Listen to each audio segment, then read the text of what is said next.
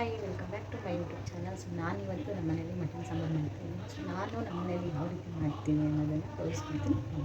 ನಾನು 1 kg mutton ತೊಗೊಂಡಿದ್ದೀನಿ. So ಇದನ್ನು ನಾನು ಕ್ಲೀನಾಗಿ ತೊಳೆದು ಇಟ್ಕೊಂಡು ಸೊ ಫಸ್ಟ್ ಕುಕ್ಕರ್ ಇಟ್ಕೊಂಡಿದ್ದೀನಿ. ಅದಕ್ಕೆ ಸ್ವಲ್ಪ ಆಯಿಲ್ ಹಾಕ್ತಾಯಿದ್ದೀನಿ ಮತ್ತು ಒಂದು ಈರುಳ್ಳಿ ಹೆಚ್ಚಿಟ್ಕೊಂಡಿದ್ದೀನಿ, ಅದನ್ನು ಕೂಡ ಹಾಕ್ತಾಯಿದ್ದೀನಿ. ಸ್ವಲ್ಪ ಫ್ರೈ ಆಗಬೇಕು. ಸೊ ನೆಕ್ಸ್ಟು ನಾನು ಅದಕ್ಕೆ 1 ಕಪ್ ಮೆಂತ್ಯ ಸೊಪ್ಪನ್ನ ಹಾಕ್ತಾಯಿದ್ದೀನಿ ಬಿಡಿಸಿಸ್ಕೊಂಡು.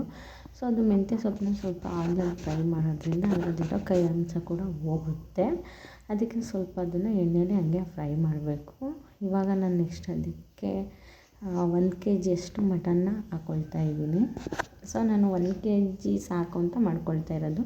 ಅದಕ್ಕೆ ಸ್ವಲ್ಪ ಅರಿಶಿನ ಪುಡಿ ಮತ್ತು ಸ್ವಲ್ಪ ಉಪ್ಪು ಹಾಕ್ಕೊಂಡು ಅದನ್ನು ಕೂಡ ಮಟನ್ಗೆ ಸ್ವಲ್ಪ ಆ್ಯಡ್ ಆಗಬೇಕು ಉಪ್ಪು. ಅದಕ್ಕೆ ಆ ರೀತಿ ಫ್ರೈ ಮಾಡ್ತಾಯಿದ್ದೀನಿ. ಸೊ ನಾನು ನೋಡ್ತಾ ಇದ್ದೀರಲ್ಲ, ಆ ರೀತಿ ಚೆನ್ನಾಗಿ ಫ್ರೈ ಮಾಡಬೇಕು.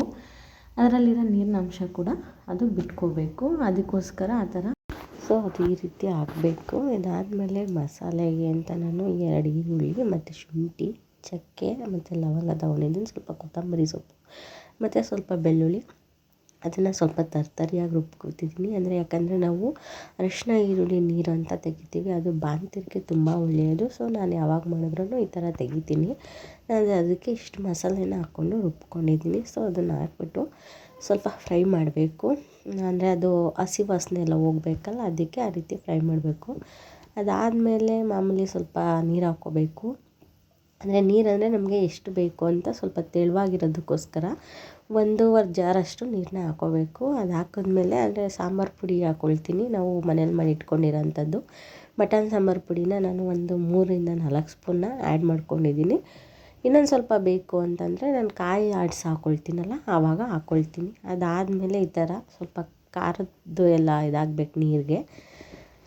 ಸೊ ಈ ರೀತಿ ಆದಮೇಲೆ ಸ್ವಲ್ಪ ಕುಕ್ಕರ್ ಮುಚ್ಚಿ ಈ ಥರ ಕುದಿ ಬರಬೇಕು. ಈ ಥರ ಕುದಿ ಬಂದಮೇಲೆ ಅದಕ್ಕೆ 1.5 ಸ್ಪೂನಷ್ಟು ಉಪ್ಪನ್ನ ಆ್ಯಡ್ ಮಾಡ್ಕೋಬೇಕು. ಆ್ಯಡ್ ಮಾಡಿಕೊಂಡು ಈ ಥರ ಚೆನ್ನಾಗಿ ಕುದಿಸ್ಕೊಳ್ಬೇಕು. ಸೊ ನೋಡಿ ಈ ರೀತಿ ಕುದಿ ಬಂದಮೇಲೆ ಒಂದು 3-4 ವಿಸಲ್ ಕೂಗಿಸ್ಬೇಕು. ಸೊ ಈ ಥರ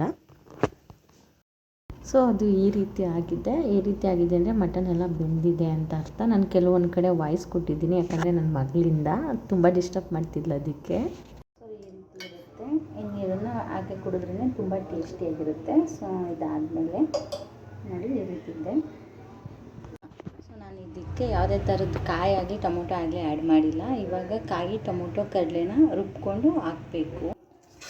ಸೊ ನಾನು ಒಂದು ಕಾಯಿ ತುರಿದಿಟ್ಕೊಂಡಿದ್ದೀನಿ, ಹಾಗೆ 4 ಸ್ವಲ್ಪ ಕಡಲೆ, 1 ಸ್ಪೂನ್ ಗಸಗಸೆ. ಸೊ ಇಷ್ಟನ್ನು ಹಾಕಿ ನುಣ್ಣಗೆ ರುಬ್ಕೋಬೇಕು. ಸೊ ಈ ಥರ ನುಣ್ಣಗೆ ರುಬ್ಕೊಂಡು ಇದಕ್ಕೆ ಹಾಕಬೇಕು. ಸೊ ಈ ಥರ ಆಗಿದೆ. ಅರ್ಧ ಜಾರಷ್ಟು ನೀರು ಹಾಕಬೇಕು.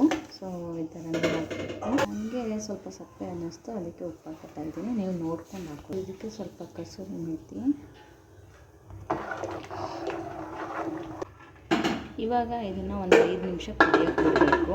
ಸೊ ಇದು ಹಸಿ ವಾಸನೆ ಎಲ್ಲ ಹೋಗಿ ಈ ರೀತಿ ಕುದೀತಾ ಇದೆ. ಇದಕ್ಕೆ ಸ್ವಲ್ಪ ಕೊತ್ತಂಬರಿ ಸೊಪ್ಪು ಹಾಕಿ. So ready mutton sambar.